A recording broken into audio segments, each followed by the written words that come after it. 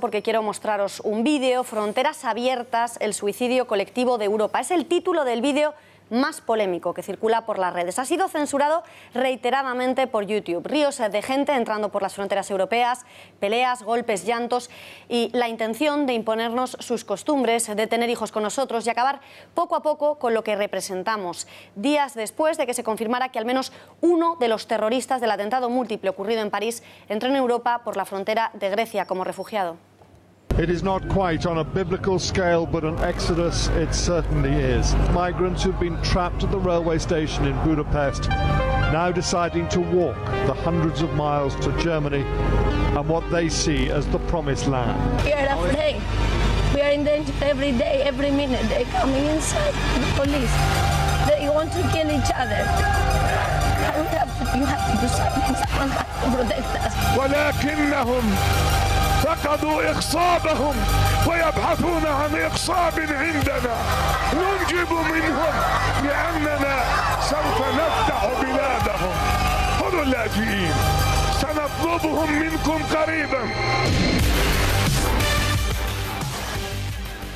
Vídeo viral, alarmante sin duda. En El Gato al Agua escuchábamos también el testimonio de Simón de Montfort, miliciano que está luchando contra el ISIS en Irak.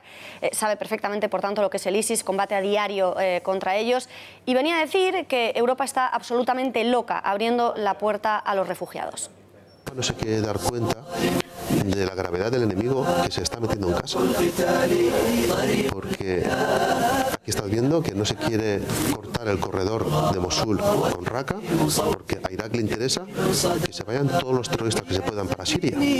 Porque los que no se quedan y se marchan, pues es gente que no va a combatir contra ti y que te va a matar soldados tuyos. Con lo cual se les permite tener un corredor por el que puedan huir. Cuando lleguen a Siria, pues muchos de esos integristas tampoco se van a quedar a ser represaliados por el régimen de Al-Assad. Si tienen una vía de escape, pues van a huir. ¿A dónde van a huir? A quien les recibe con los brazos abiertos. Pedro, ¿estás de acuerdo con lo que afirma este miliciano que combate contra el Estado Islámico, que Europa está absolutamente loca abriendo las puertas indiscriminadamente, puertas abiertas a todos los refugiados? Pues sí, yo creo que está, como dice él, absolutamente loca, y quien no se da cuenta, la señora Merkel, que es la que comenzó esta locura de lo que está trayendo aquí. Pero hemos visto en el vídeo que decía el imán, el que hablaba, que Europa quiere la fertilidad de los árabes y de los musulmanes, porque a veces los confundimos y no son lo mismo. Pero es que es verdad. Es que es verdad, es que el argumento que nos daban junto al humanitario, a los niños muertos, la gente que pasaba frío y demás, es que venían a pagarnos las pensiones, que es lo que estamos oyendo desde hace más de 10, 12 años con todos los inmigrantes, vengan de donde vengan, vienen a pagarnos las pensiones. Y me acuerdo que al poco de llegar estas oleadas de inmigrantes a Alemania, salió una noticia que decía que ya estaban trabajando los primeros refugiados en Alemania a €1,50 la hora. Dice, así difícilmente se van a pagar pensiones, así difícilmente se va a conseguir algo. Un 10% de los refugiados, del millón y pico que llegó. Las pensiones, no, si yo no estoy de acuerdo. Vale, no estoy de acuerdo. Lo que digo es que el argumento con el que millón que llegó con Merkel, está el 90% no trabaja. Incluso algunos, en un reportaje que los que ya había dentro. No, es que no hemos venido, que sí podemos, nos ofrecen trabajo, pero es que no somos invitados.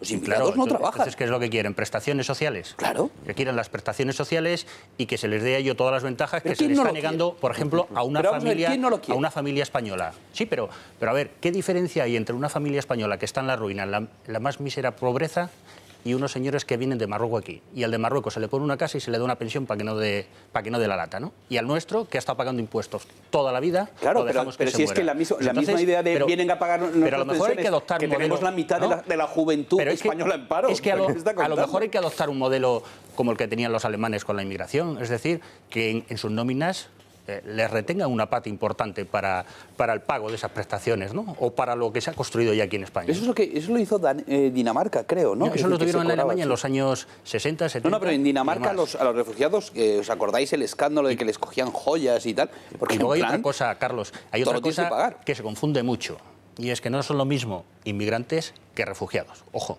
que el término varía mucho. Bueno, no es lo mismo, pero ya es una batalla de propaganda. Ser refugiado cuando el refugiado tiene un estatuto. El refugiado tiene un estatuto que lo protege. Por supuesto, sí, pero yo he leído, y creo que todos hemos leído el pie de foto ese famoso de refugiados eritreos huyendo de la guerra de Siria.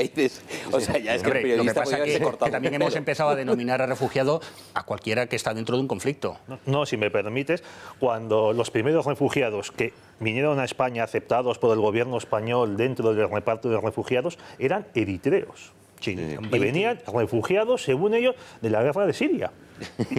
¿Creéis que los dirigentes europeos son conscientes de la amenaza que supone toda esta llegada masiva de refugiados, entre los que se cuelan terroristas? Perfectamente conscientes.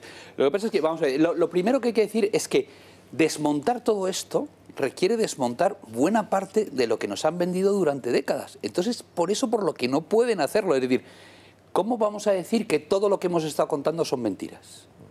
¿Quién se atreve a decir que el multiculturalismo no es posible? Exacto, que el multiculturalismo, que os lo hemos vendido como la diversidad es vuestra fuerza, no es verdad, no ha sido nunca verdad y os hemos tomado el pelo. ¿Qué político se atreve a decir eso? Y luego hay que tener en cuenta, en realidad, estas cuestiones a veces se presentan como movimientos absolutamente inevitables de la historia, ¿no? Flujos migratorios, influencias de la coyuntura culturales, la coyuntura económica, financiera, demográfica, esto lo hace inevitable. Y esto es lo primero que hay que desmontar. O sea, no es inevitable, hay que decir stop a la historia, como decía Bill Buckley. Se puede llegar a la globalización, a la tecnología, a las políticas del siglo XXI, las que queramos, sin tener que asumir que Europa ha de ser islámica. Pero el problema no son esos dirigentes más o menos acertados. Yo he visto hace muy pocos días a Ana Palacio, la ministra de Asuntos Exteriores, escribiendo en El País un artículo contra el Estado-Nación, o sea, contra el hecho, la forma la comunidad política que tenemos de organizarnos, y a favor de las fronteras abiertas